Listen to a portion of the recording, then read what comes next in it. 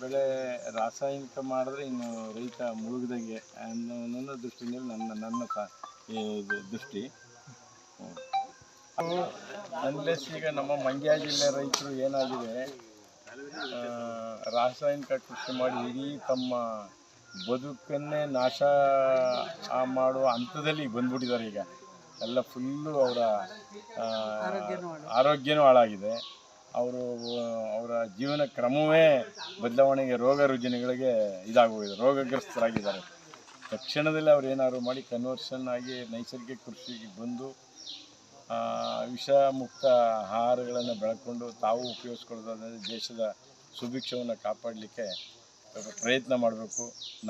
ನಮ್ಮನ್ನು ಆಳ್ತಕ್ಕಂಥ ಸರ್ಕಾರಗಳು ಸ್ವಾತಂತ್ರ್ಯ ಬಂದ 75 ವರ್ಷಗಳಲ್ಲಿ ಇವತ್ತು ನಮ್ಮ ಅನಾಥರನ್ನಾಗಿ ಮಾಡಿದ್ದಾರೆ, ತಪ್ಪಿಸ್ಬಿಟ್ಟಿದ್ದಾರೆ.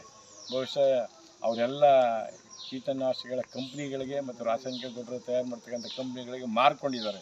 ಎಲ್ಲ MLAಗಳು MLCಗಳು ಎಲ್ಲರೂ ಮಾರ್ಕೊಂಡು ಇವತ್ತು ಅವರ ಇದನ್ನೇ ರೈತರ ಸರ್ವನಾಶ. ಸರ್, ಈ ವಿಚಾರವಾಗಿ ನೀವು ಕಣ್ಮುಂದೆ ಈಗ ನಮ್ಮ ಬೇಸಾಯದ ಕ್ರಮ ನೋಡ್ತಾ ಇದ್ರಲ್ಲ, ನಿಮ್ಮ ಕಣ್ಮುಂದೆನೇ ಇದೆ.